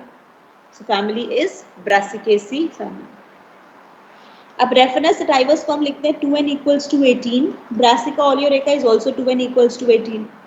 But the point is Raphanus sativus जो है हमारे पास, उसका जो जीनोम होगा राइट, वो ऑब्वियस सी बात है Brassica oleoreca के जैसा बिल्कुल भी नहीं होगा, क्योंकि दोनों अलग स्पीशीज तो है ही हैं, रादर अलग जीनस भी होगा। राइट, तो जीन लेवल तो बिल्कुल भी सेम होना कंपलसरी नहीं है। इसका मतलब अगर मैं इसको लिखती हूँ AA equals to 18, तो मैं इसको AA नहीं लिख सकती, मैं इसे BB equals to 18 लिख सकती हूँ। Is it fine? Where Yes. A is called as the one set of the chromosome, right? अब diploid है तो obviously two set इसमें present है, right? तो अब अगर मैंने यहाँ पर इसका गेमेटोजेनेसिस कराया, तो मेरे पास गेमेटोजेनेसिस से जो प्रोडक्ट बना वो बना A equals to 9 और इसमें आया B equals to 9। Now we go for, क्योंकि नेचुरली हाइब्रिडाइज तो कर नहीं सकते, इसलिए मुझे क्या कराना पड़ेगा? Cross hybridisation. And cross hybridisation पे जो मेरे पास हाइब्रिड बनेगी, that is AB equals to 18। Now are they able to fertilize? Is the hybrid sterile or fertile in nature? Sterile. Sterile. Right? sterile. Rather 2n है, 2n होने के बाद, अब 2n को तो हम जानते हैं कि 2n n में कन्वर्ट हो जाता है, लेकिन फिर भी मैं लिख रही हूँ कि it is sterile in nature. Why so? क्योंकि बेटा इसके अंदर दोनों जीनोम्स जो है वो अलग अलग है, क्रॉसओवर तो हो ही नहीं सकता, साइनेप्सिस हो ही नहीं सकता। राइट, तो साइनेप्सिस किसके बीच में होता है? होमोलोगस के बीच में। एंड क्रॉसिंग ओवर भी किसके बीच में होता है? होमोलोगस के बीच में। राइट, कैन नेवर हैपन, ये तो हम करा ही नहीं सकते। तो अगर डिप्लॉयड है भी तब भी आप इसे फर्टाइल नहीं कर सकते, तो it is going to be the sterile hybrid. अब इतनी मेहनत करी और स्टेराइल हाइब्रिड बनाई तो क्या फायदा उसका? राइट, जो आगे प्रोजेनी ना बना सके। तो that is why we have to go for, इसीलिए मैंने क्या करा है यहाँ पर? पॉलीप्लॉइड। अब अगर इस हाइब्रिड में पॉलीप्लॉइडी करा दूं तो क्या हो जाएगा? Double A and double B, and that is 36। Now is it able to fertile, be able to divide by the meiosis? Yes, ma'am. कर सकते हैं। ए पेयर अप कर लेगा, बी पेयर अप कर लेगा, तो एक गैमेट के पास कैपिटल ए जाएगा और कैपिटल बी जाएगा, दूसरे गैमेट के पास कैपिटल ए और कैपिटल बी जाएगा। राइट, तो this become to be the fertile hybrid. Right, और क्या नाम दिया इसे? Fertile allo hybrid. समझ आया? तो we name it as the allotetraploid hybrid, but amphidiploid hybrid. अब इसका मीनिंग बता दो मुझे फटाफट से, दो टर्म्स। अगर हम देखें तो एलो पॉलीप्लॉइडी के बाद क्या आया हमारे पास? 4n, तो मैं क्या लूंगी इसे? Allo tetraploid. लेकिन amphimixis, that is sexual reproduction cross hybridization, उसके बाद मुझे क्या मिला? डिप्लॉइड, तो उसे क्या लूंगी मैं? Amphi diploid. इसका नाम क्या दिया? एलो टेट्राप्लॉइड और एम्फी डिप्लॉइड। मैम ये कॉन्सेप्ट फिर से एक्सप्लेन कर दीजिए। अगर हमने टेट्राप्लॉइड वर्ड देखा तो टेट्राप्लॉइड किसके लिए देखा? क्योंकि ये 4n है इसलिए टेट्राप्लॉइड कहा ना। राइट, तो पॉलीप्लॉइडी के बाद टेट्राप्लॉइड आया तो इसलिए क्या कहा? 4n हुआ हमारे पास, तो एलो टेट्राप्लॉइड। लेकिन अगर एम्फीमिक्सिस के बाद देखोगे, दैट इज अगर हम देखेंगे कि यहाँ पर इसका सेक्सुअल रिप्रोडक्शन हुआ, एम्फीमिक्सिस क्या होता है? Sexual reproduction, right. तो अगर मैं इसको एम्फीमिक्सिस के बाद देखती हूँ, सेक्सुअल रिप्रोडक्शन के बाद देखती हूँ, तो मुझे हाइब्रिड कैसी मिल रही है? टेट्राप्लॉइड और डिप्लॉइड? डिप्लॉइड। Ma'am diploid. ठीक है, समझ आ गया सबको मीनिंग अब अच्छे से? Yes ma'am. डन है, कोई डाउट यहाँ तक बचा? मैम वो रेडिश और कैबेज के लिए आपने रेडिश को ए और कैबेज को बी क्यों लिखा था? क्योंकि दोनों अलग अलग जीनोम है ना, both of them belong to the different genus and different species. तो आप Okay, कोई ma'am. भी अल्फाबेट दे सकते हो। I have taken it is A and B. हमें पॉलीप्लॉइडी खुद से हो रहा है, हम करवा रहे हैं? हम करा रहे हैं बेटा, ये तो इंड्यूस करोगे आप, खुद से कैसे करेगा ये? इंड्यूस किससे करोगे? By the treatment of colchicine.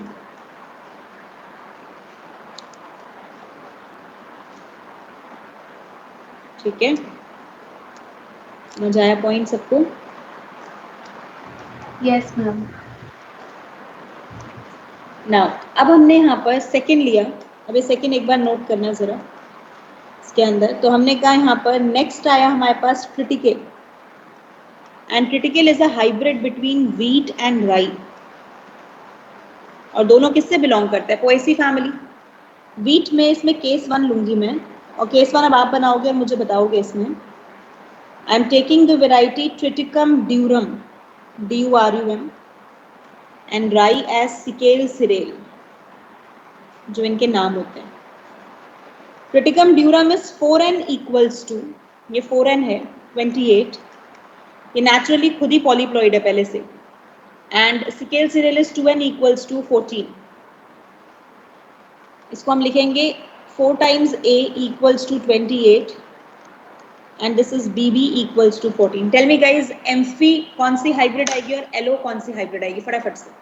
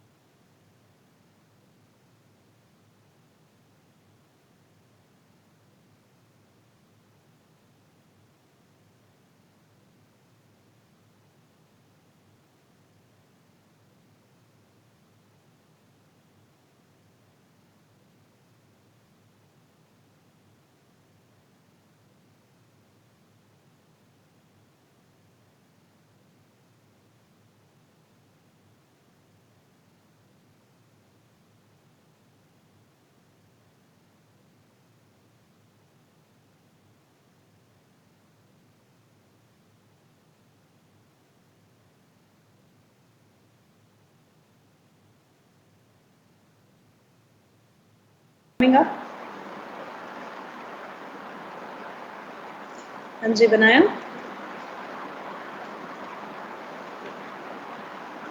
तो क्या मेरे पास 3n जो आएगा वो एम्फी से आ रहा है या एलो से आ रहा है? हम 3n MP से आएगा। एम्फी से आ रहा है, गुड। एम्फी। तो अगर मैं यहाँ पर करूँ तो देखो ए इसका क्या हो गया 14 और इसका बी क्या हो गया 7। मैं यहाँ पर एक कंसेप्ट मेन समझाऊंगी, ध्यान से समझना। आपने जब इसका क्रॉस हाइब्रिडाइजेशन कराया तो on cross hybridisation we get the value as AAB equals to 21। अगर AAB इक्वल्स टू 21 आ गया तो अब मैं क्या करा दूँ इसके अंदर? पॉलीप्लॉइडी इंड्यूस करा दूँ, राइट। और पॉलीप्लॉइडी इंड्यूस किससे कराई? By the treatment of colchicine डाल के। तो अब मेरे पास क्या आ गया? A के कितने हो गए 4 और B के कितने हो गए 2। तो वैल्यू क्या हो गई 42। Is it fine? अगर वैल्यू 42, एलो हेक्साप्लॉइड। हाँ वेरी गुड। तो हमने कहा नाम एलो हेक्साप्लॉइड एंड एम्फी के साथ ट्रिप्लॉइड। ट्रिप्लॉइड। यहाँ तक क्लियर सबको point? Yes ma'am. Now see everyone, we say in this hybrid के अंदर मुझे A के 4 सेट मिले और मुझे B के 2 सेट मिले, यही चीज मिली। अब अगर मैं आपसे पूछूं बेसिक वैल्यू क्या है इसकी? बेसिक वैल्यू का मतलब क्या होता है? दैट इज x से हम काउंट करते हैं और क्वेश्चन सिर्फ यही पूछेगा आपसे, number of chromosome in each set. एक सेट के अंदर कितने नंबर ऑफ क्रोमोसोम्स हैं? Quickly, what is the number of chromosome in each set? अगर मैं कहूं मेरे पास सेट कितने हैं 6, एक सेट में कितना? हम x की वैल्यू लेके चलें equals to 42, x equals to 7। Meaning समझ आया? राइट। अगर मैं 6 सेट बना रही हूँ बेटा और एक सेट में 7 क्रोमोसोम है तभी तो टोटल मेरे पास उसमें 42 आएंगे। मीनिंग क्लियर होता है सबको? Yes ma'am. Right, yes ma'am. पहला कंसेप्ट। अब मैंने कहा हैप्लॉइड वैल्यू क्या है इसकी? तो haploid value equals to n equals to half the total number of chromosome. Total number of chromosomes in cell. Cell के अंदर जितने क्रोमोसोम्स हैं उसका half, that is half the ploidy. तो n की वैल्यू कितनी हो जाएगी 21। 42 का हाफ कितना हुआ 21। Is it fine? Haploid value समझ आया? हैप्लॉइड वैल्यू का मतलब क्या हो गया? आप इसकी किसकी वैल्यू पूछ रहे हो? 3n की वैल्यू पूछ रहे हो और 3n की वैल्यू कितनी है मेरे पास 21, लेकिन मैं उसको लिखती कैसे हूँ? n equals to 21। यहाँ तक पॉइंट क्लियर? यस मैम वो एलो और एम्फी वाला प्लीज डिफरेंशिएट करना, वो समझ में नहीं एलो आ का रहा मतलब कि होता है एलो। बेटा जो एलो पॉलीप्लॉइडी के बाद बना है। तो एलो पॉलीप्लॉइडी के बाद 6n था और वो जो क्रॉस हाइब्रिडाइजेशन के बाद बना, तो क्रॉस हाइब्रिडाइजेशन के बाद जो बना वो 3n। अभी क्लियर वैल्यू? एम्फी वाला क्या हुआ? एम्फी का मैम, मतलब सिंपल है बेटा, एम्फी का मतलब सेक्सुअल रिप्रोडक्शन। जो सेक्सुअल रिप्रोडक्शन के बाद प्लॉइडी आ रही है हाइब्रिड के, दैट इज एम्फी। तो एम्फी वाले में हमारे पास प्लॉइडी सेक्सुअल रिप्रोडक्शन के बाद क्या आ रहा है 3n। तो आप क्या लिखोगे उसे? Amphi triploid. Okay ma'am. तो मैम समझ आपने आया? जो एम्फी ट्रिप्लॉइड लिखा है वो AA के रिस्पेक्ट में हाँ लिखा है ना? Obviously obviously. अब अगर आप उसे पॉलीप्लॉइडी से जनरेट कर रहे हो तो पहले तो वो ट्रिप्लॉइड था ना, पॉलीप्लॉइडी के बाद वो हेक्साप्लॉइड बना ना। यस तो मैम। आप उस हेक्साप्लॉइड को क्या लिख सकते हो कि एम्फी के बाद ट्रिप्लॉइड था, एलो के बाद हेक्साप्लॉइड है। Okay ma'am. क्लियर है वैल्यू बचा सबको? Yes ma'am. Right. Now tell me Triticum durum के लिए x की वैल्यू फटाफट से। x की वैल्यू ट्रिटिकम ड्यूरम के लिए जल्दी, x और n की वैल्यू। और यहाँ भी x और n। 10 तो 14 आए। Very N good, 14 7 and 14। ठीक है, यस मैम। राइट। और यहाँ पर सिकेल सीरियल के लिए मैम N 7 होगा इसके लिए और X भी। डन है? x और n क्लियर सबको? राइट। अब ट्रिटिकम इसी का ही ट्रिटिकेल का दूसरा केस हमारे पास आता है, जहां पर हम लेते हैं यहाँ पर ट्रिटिकम एस्टिवम।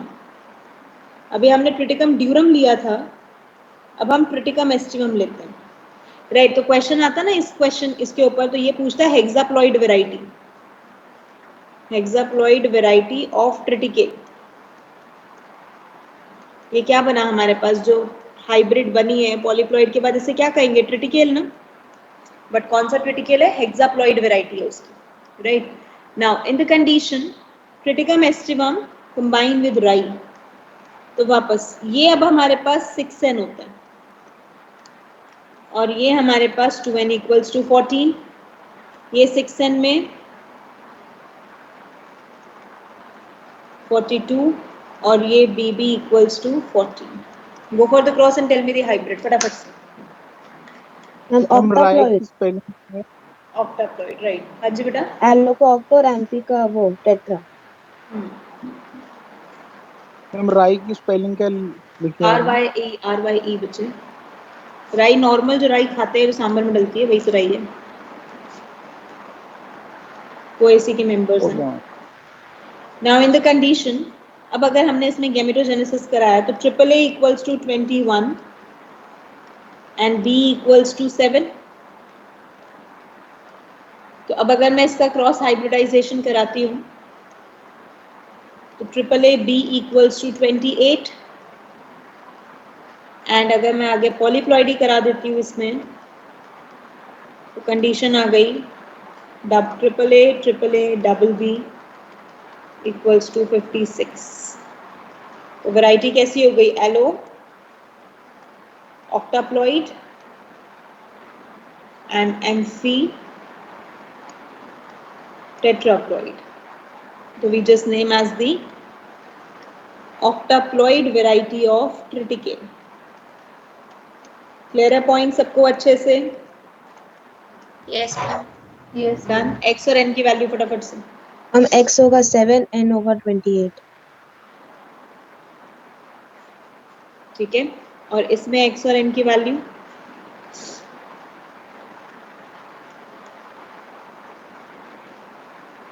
मैम से 7 and 14। Yes ma'am. ठीक है, सबको क्लियर है पॉइंट यहाँ तक, राइट। सो यूप्लॉइडी पूरा समझ आ गया, right. Now triticale is the commercial and most common hybrid, most common and commercial, जो कॉमर्शियली हमारे पास अवेलेबल है, commercially available allopolyploid hybrid. Allopolyploid जरा ध्यान रखना, कंफ्यूज करते हो बहुत बार इसमें। तो allopolyploid hybrid most common and commercially available. जो आप मल्टीग्रेन ब्रेड खाते हो ना, multigrain bread is the one which is again a hybrid variety of triticale. वो ट्रिटिकम एस्टिवम नहीं है, जो व्हाइट ब्रेड होती है वो ट्रिटिकम एस्टिवम है। जो मल्टीग्रेन ब्रेड है उसमें राई के साथ साथ और इन्फ्यूजन्स भी हैं, बट राई इज द वन जो उसके मेन फूड ग्रेन में है, राइट। बाकी के इन्फ्यूजन सिर्फ बैटर में मिलाए जाते हैं उसके, राइट। तो that is triticale only, hybrid variety of triticale, right. और अगर बाहर कंट्रीज में जाओ तो ट्रिटिकेल के नाम से ही ब्रांड है, राइट, जिसमें ट्रिटिकेल की जितनी अलग अलग वेराइटीज और बनी हैं, राई की अलग वेराइटीज से बनाया, वीट की अलग वेराइटीज से बनाया, राइट। तो वो सारी ब्रेड्स अवेलेबल होती हैं and they are more nutritious. Clear है यहाँ तक? Yes, ma'am. Right, so Ma'am? this is all about the genomatic mutation. हाँ जी बेटा। मैम ब्राउन ब्रेड्स भी हाइब्रिड होती है ना? नहीं, brown bread is the one जिसमें बेसिकली आप टेक्सचर जो है ना वो डालते हो, राइट। सो ब्राउन ब्रेड जब तक उस पर क्रिटिकल नहीं होता तब तक हम हाइब्रिड नहीं कहते। ब्राउन ब्रेड भी दो आती हैं अलग अलग, राइट। जो यहाँ हमारे यहाँ अवेलेबल है ना इंडिया में, वो जनरली हाइब्रिड वाली अवेलेबल नहीं है, क्योंकि कोई भी चीज़ हाइब्रिड वाली होगी ना उसके प्राइस डबल से भी ज़्यादा हो जाते हैं, राइट। जैसे टमाटोज है ना हमारे पास, टमाटोज अगर आप बैंगलोर साइड पे जाओगे तो टमाटोज फ्लेवर सेवर टमाटो के नाम से भी बिकते हैं, और बायोटेक में आप पढ़ोगे ये ज़ूलॉजी के Yes, अंदर, ma'am. राइट। तो जो फ्लेवर सेवर टमाटो है ना उसको आप घर पे 21 डेज के लिए विदाउट गेटिंग डैमेज रख सकते हो, तो विदाउट गेटिंग स्पॉइल। लेकिन नॉर्मल टमाटो से 5 डेज में ही स्पॉइल होना शुरू हो जाते हैं, भले ही फ्रिज में क्यों ना रखो उनको, राइट, एक प्रॉपर टेम्परेचर पे।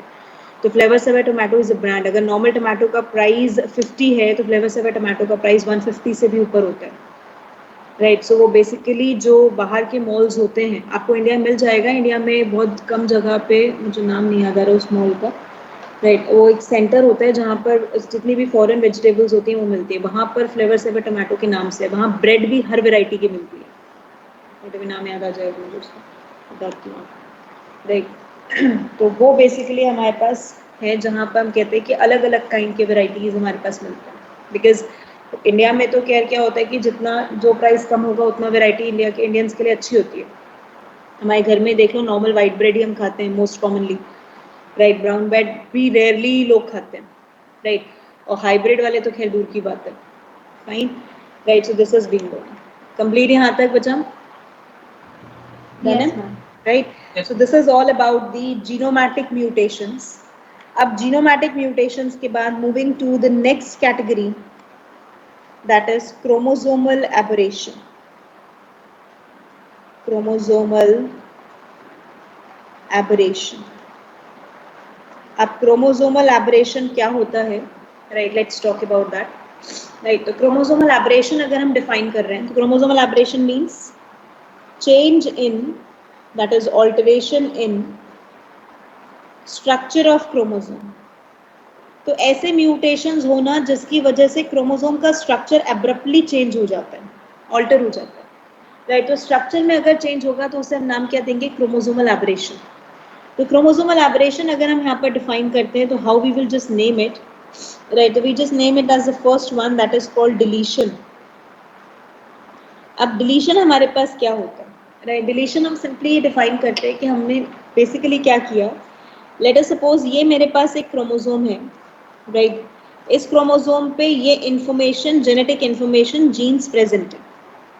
अब इसमें से आपने क्या किया यहाँ पर, राइट, इसके टर्मिनल एंड पे एक निक क्रिएट हो गई, right, by the exonuclease enzyme, right. तो हमने डिलीशन एट टर्मिनल एंड पे डिलीशन हुआ by exonuclease enzyme.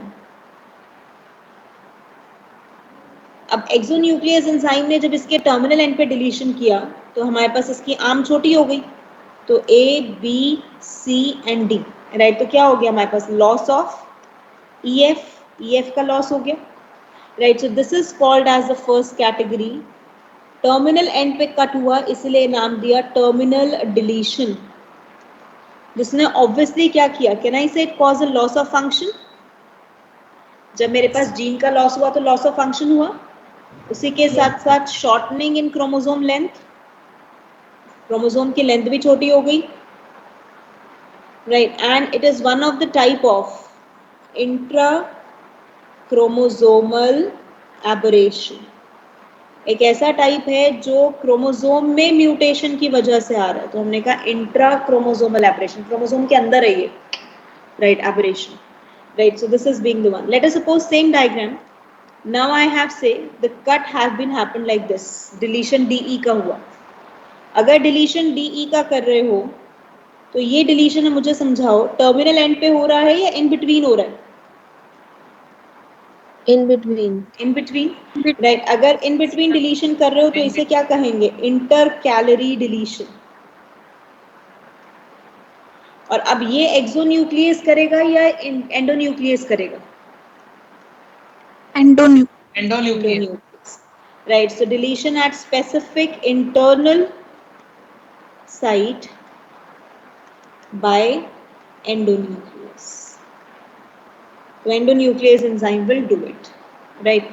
again loss of function तो वापस होगा ही होगा हमारे पास, क्योंकि फंक्शन का लॉस तो होना कंफर्म ही है, राइट। तो हमने कहा लॉस ऑफ फंक्शन, उसी के साथ साथ also result in the, right, as an intrachromosomal aberration।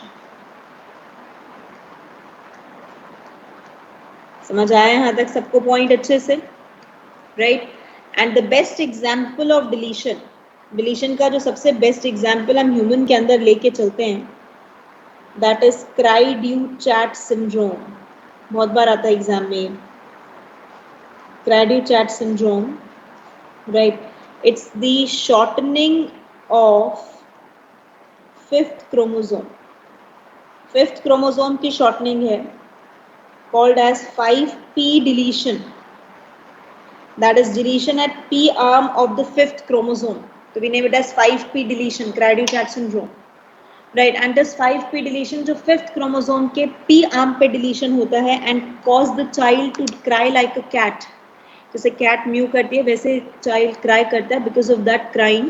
Right, the blockage in the trachea can be there, blockage in the arteries can be there, result in the cardiovascular disorders or maybe the sudden death also. Right, because if the blockage will be higher. Right, so this is called as the Craig-Duchat syndrome, cat cry syndrome. दूसरा नाम इसका हम देते हैं cat cry syndrome. Clear हुआ point? Yes, ma'am. Fine. Right, so this is about the first, that is deletion. सारे syndromes जो बात के डिसऑर्डर्स है ना, तभी मैंने कहा था यही हम पढ़ लेंगे जितने भी क्रोमोसोमल वाले हैं. मैम 5p डिलीशन में क्या बताया आपने? 5th क्रोमोसोम के p आर्म पे डिलीशन होना. आर्म्स होती है p and q arm, p arm is a small arm, तो p आर्म पे डिलीशन होता है 5th क्रोमोसोम का. Right, now the next one, duplication. अब डुप्लीकेशन का क्या मतलब होगा? हम क्या करेंगे, आर्म को बढ़ाएंगे या कम करेंगे? बढ़ाएंगे. राइट, तो डुप्लीकेशन का मतलब we have to duplicate the segment. Right, तो अब देखो यहाँ पर मैंने किया यहाँ पर डुप्लीकेशन ऑफ DEF. इसका मैंने इतने साइड को डुप्लीकेट किया. अब डुप्लीकेशन के बाद में इसे लगाती कैसे हूँ? राइट, तो जब डुप्लीकेट किया एक्स्ट्रा कॉपी बनाई और उसके बाद लाइगेज एंजाइम के थ्रू उसको ज्वाइन कर दिया, तो हमारे पास आया ABCDEF and G. मतलब आपने जो ये डुप्लीकेशन किया, ये नॉर्मल सेगमेंट और ये डुप्लीकेटेड सेगमेंट, क्या डुप्लीकेटेड सेगमेंट एकदम नॉर्मल सेगमेंट के बाद लगी, just after to the normal segment? Yes. अगर just after to the normal segment लगी तो can I name it as the tandem duplication. Tandem का क्या मीनिंग होता है? One after another. पढ़ते हैं VNTR, variable number of tandem repeats, जो एक के बाद एक रिपीट होते हैं. राइट, तो one after another. Right, so we say ligation of duplicated segment. Duplicated segment का लाइगेशन किया just after the normal segment. जिस सेगमेंट को आपने डुप्लीकेट किया था उसी के बाद आपने डुप्लीकेटेड सेगमेंट को लाइगेट कर दिया. This is called tandem duplication. लेकिन अब मैंने केस कहा कि अब हुआ क्या, मेरे पास डुप्लीकेशन तो हुआ, ठीक है, लेकिन वो टैंडम मैनर में नहीं, रिवर्स टैंडम में हुआ. दैट इज CDEF DF था, इसको डुप्लीकेट किया. अब ये DEF लगना चाहिए था ना, बट ये ऐसे लगा FED. इसका मतलब मैंने इसमें क्या कर दिया, सीक्वेंस को कैसा कर दिया, उल्टा कर दिया. राइट, तो अब मैंने यहाँ लाइगेशन किसका किया, इन्वर्टेड डुप्लीकेटेड सेगमेंट का या डुप्लीकेटेड सेगमेंट का? इन्वर्टेड. राइट, क्योंकि इन्वर्टेड को 180 डिग्री टर्न कर देते हैं हम. तो ligation of inverted duplicated segment. Right, लेकिन लगाना एकदम बाद में ही है, just after the normal segment. ठीक है. राइट, अब थर्ड प्रोसेस मेरे पास क्या हुआ, मैंने डुप्लीकेशन किया. डुप्लीकेशन मैंने एक होमोलोगस पेयर होता है हमारे पास, तो मैंने डुप्लीकेशन तो DEF का किया, ये नॉर्मल था ABCDEF and G. लेकिन इसका लाइगेशन किस पे कर दिया, not on it but on the homologous chromosome of it. जो 1-1 की कॉपी होती है तो इसके ऊपर क्या प्रेजेंट होगा, इसके ऊपर जीन इस तरीके से भी हो सकता है. राइट, लेकिन मैंने यहाँ क्या लगा दिया, DEF and G. इसका मतलब बच्चे मैंने क्या किया, 1-1 मेरे पास होमोलोगस पेयर ऑफ क्रोमोसोम है. 1 के ऊपर अगर A जीन है तो A का एक अलील 1 के ऊपर, A का दूसरा अलील दूसरे 1 के ऊपर. Agreed everyone? राइट, तो अब अगर मेरे पास था कि मैंने कॉपी जो किया, डुप्लीकेशन जो किया, वो एक होमोलोगस क्रोमोसोम का किया, लेकिन उसकी ज्वाइनिंग जो की, लाइगेशन जो की, वो किस पे की, another member of the homologous pair पे. तो दिस इज कॉल्ड, जहां आपने पोजीशन चेंज कर दी, डिस्प्लेस्ड डुप्लीकेशन. जब आपने पोजीशन चेंज कर दी उसकी, मतलब लाइगेशन ऑफ डुप्लीकेटेड सेगमेंट का लाइगेशन करना on another member of homologous pair. Copy एक की बनाई लेकिन ज्वाइन दूसरे पे किया, लेकिन नॉन होमोलोगस पे तो कभी ज्वाइन कर ही नहीं सकते, तो ज्वाइन आप होमोलोगस पेयर पे करोगे, वो भी उसके दूसरे मेंबर। क्लियर है यहाँ तक पॉइंट? मैम ये थर्ड वाला केस समझ नहीं आया। मैम ये वाला एक बार दोबारा बता। बेटा अगर हमारे पास 46 क्रोमोसोम है, 1 1 2 2 3 3 है, तो 1 के ऊपर से आपने जीन को कॉपी किया, लेकिन उसको 1 के पैटर्नल पार्ट पे ना लगा के 1 के मैटरनल क्रोमोसोम पे लगा दिया, तो होमोलोगस पेयर ही है ना, लेकिन कॉपी एक से क्या लगाया दूसरे पे, yes ma'am. Position will differ. मतलब यहाँ पे हम DEF ऑफ वन क्रोमोसोम और DEF ऑफ दूसरे क्रोमोसोम को जोड़ रहे हैं ना? दूसरा क्रोमोसोम होमोलोगस पेयर का है और जोड़ नहीं रहे। DEF हम यहाँ पर एक से उठा के कॉपी करा है, उससे हटाया नहीं है, कॉपी किया, उस कॉपी को बस वहां पर ऐड कर दिया, तो एडिशन किया। Okay ma'am.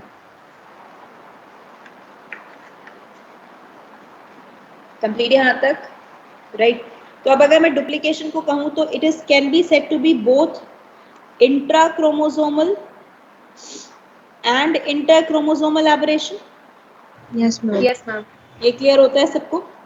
क्योंकि Yes, अगर ma'am. डिस्प्लेस्ड है तो कैसा हो गया, इंटर क्रोमोसोमल, इंटरक्रोमोसोम। लेकिन बाकी के दो हैं तो कैसा हो गया, इंट्रा क्रोमोसोमल, राइट? ह्यूमन में एज सच कोई एग्जांपल नहीं है इसका। इसका ड्रोसोफिला में एग्जांपल है, that is bar eye in Drosophila. BARR मत लिख देना, it is BAR, bar eye in Drosophila. Bar eye का मतलब very opaque vision, vision proper नहीं होगा, बिल्कुल ब्लर हो जाएगा। एक बी जीन होता है जो एक्स क्रोमोसोम पे प्रेजेंट है of Drosophila, and this B gene is responsible for ommatidia formation. Ommatidia शायद सबको याद होगा, ओमेंटीडिया कंपाउंड आई के लिए रिस्पॉन्सिबल होते हैं बार आई में, बार आई के सॉरी ड्रोसोफिला के विजन में, and give the normal vision. अब अगर हम जब हमने इसका डुप्लीकेशन किया तो x पे जब इसका डुप्लीकेशन हुआ तो we get capital B, result in decrease in ommatidia. Ommatidia कम हो गए, तो जरूरी नहीं है कि डुप्लीकेशन का मतलब गेन ही होगा। सेगमेंट बढ़ रही है तो गेन होगा हमारे पास, this is not at all compulsory, it can also result in the loss, right? क्योंकि वो उसके अंदर उसके फंक्शन को डिस्टर्ब भी कर सकता है, राइट? लॉस हो गया, the vision become blur, opaque हो गया, ब्लर विजन हो गया उसका, right? So this is basically called as the duplication as bar I in Drosophila.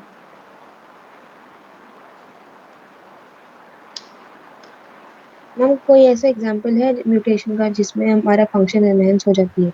हाँ, गेन हो जाता है, राइट? म्यूटेशन का एग्जांपल तब हम लेके चलते हैं गेन का कि लेट सपोज किसी फैमिली के अंदर पेरेंट में, राइट, एक म्यूटेशन हुई जिसकी वजह से उसका फंक्शनल जीन नॉन फंक्शनल में चेंज हो गया, बट एट द टाइम अगर उस प्रोजेनी के अंदर फिर एक म्यूटेशन हो गई जिसकी वजह से नॉन फंक्शनल वापस फंक्शनल में चेंज हो गया, कैन बी पॉसिबल। सिर्फ जीन म्यूटेशंस में पॉसिबल है, क्रोमोसोमल एबरेशन जीनोमैटिक में पॉसिबल नहीं है। नहीं क्लियर हुआ, राइट? कि मान लो आपने एक नाइट्रोजनस बेस को चेंज किया था, राइट? वो नाइट्रोजनस बेस चेंज होने की वजह से उसमें वो डिसीज आ गई, राइट? वो ऑफस्प्रिंग में पास भी हो गई, लेकिन जो ऑफस्प्रिंग आया उसने फिर अपनी लाइफ में म्यूटेशन कॉज किया, और उसमें म्यूटेशन होने की वजह से वापस से वो नॉर्मल जीन की तरह बिहेव करने लग गया, तो उसकी आगे की प्रोजेनी में क्या जाएगा, नॉर्मल ट्रेट जाएगा, डिसीज जाएगी नहीं।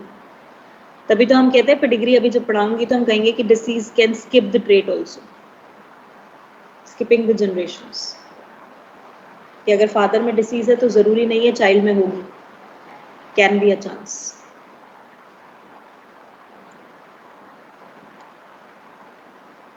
समझ आया meaning? Yes ma'am. Yes guys, यहाँ तक complete? Deletion, duplication. Yes, ma'am. Now the C is inversion. I'll take 10 minutes more. ये टॉपिक खत्म करूंगी, राइट? फिर वाइंड अप करेंगे, राइट? इन्वर्जन, इन्वर्जन का मतलब क्या है? इन्वर्ट करना, 180 डिग्री इन्वर्ट करना इंफॉर्मेशन को, right? So basically 180 degree inversion of genetic information means कैसे? ये मेरे पास जेनेटिक इंफॉर्मेशन है क्रोमोसोम के ऊपर, राइट। मैंने इसमें वापस से DEF लिया और इस इंफॉर्मेशन को मैंने इन्वर्ट कर दिया, तो inversion of DEF।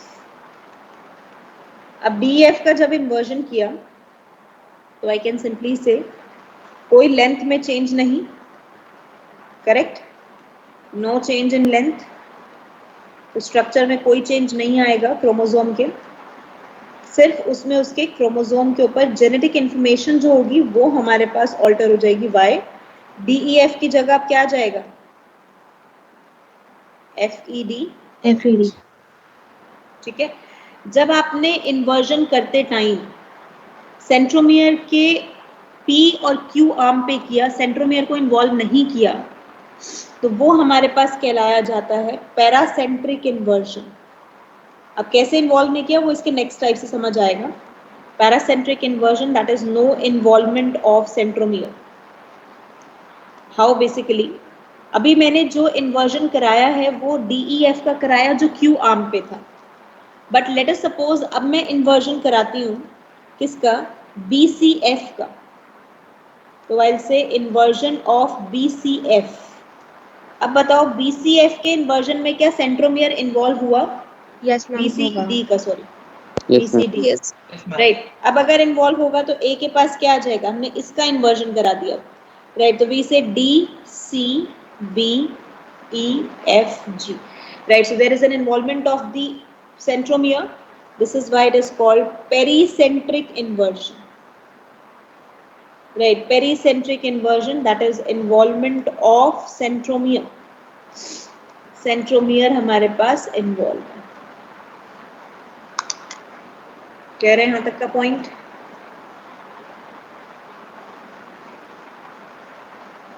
Right, so this is why it is called as the one type as a paracentric, another type as the pericentric inversion. Clear? Meaning समझ आ गया सबको अच्छे से?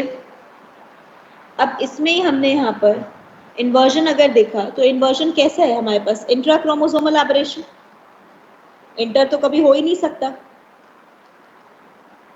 Right, and it is generating position effect. ये कोई disorder generate नहीं करता, बट ये पोजीशन इफेक्ट जनरेट करता है। कैसे? Who can explain me position effect? Let us suppose बेटा मैंने नॉर्मल क्रोमोसोम देखो, उस पे CDEF था।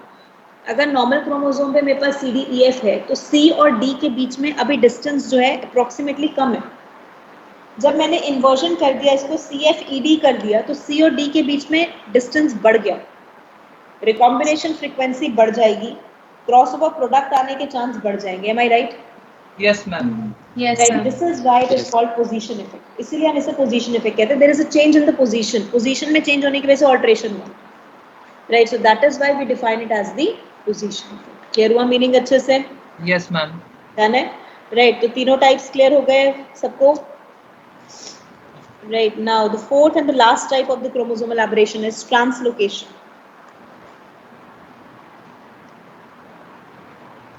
Right. And one of the important type also. और यहाँ आपके अब क्रोमोसोमल डिसऑर्डर्स भी खत्म हो जाएंगे। नाउ ट्रांसलोकेशन का मतलब वी सेज एन इंटरक्रोमोसोमल, जो हमेशा इंटरक्रोमोसोमल होगा, interchromosomal aberration leading to exchange of genetic information. हम जेनेटिक इंफॉर्मेशन का एक्सचेंज करेंगे, लेकिन किसके बीच में? Non homologous chromosome. अभी तक हम एक डेफिनेशन पढ़ते थे, that is exchange between homologous chromosome. क्या कहते थे उसको? Exchange between homologous chromosome is called as crossing over. Crossing लेकिन ओवर। अब मैं कह Crossing over. One which is exchange of information between non homologous chromosome. Non homologous chromosome के बीच में जेनेटिक इंफॉर्मेशन का एक्सचेंज करना है। तो अगर जेनेटिक इंफॉर्मेशन का एक्सचेंज नॉन होमोलोगस में करना है तो can I say it's to be illegitimate crossing over, yes uh ma'am. Fraud type of crossing over. Illegitimate का मतलब होता है fraud, right, a fraud type of crossing over, जो एक्चुअल में क्रॉसिंग ओवर नहीं है। क्योंकि आप नॉन होमोलोगस के बीच में कर रहे हो तो क्या कर रहे हो, आप एक टाइप का म्यूटेशन कर रहे हो, right, what we are doing that is the mutation.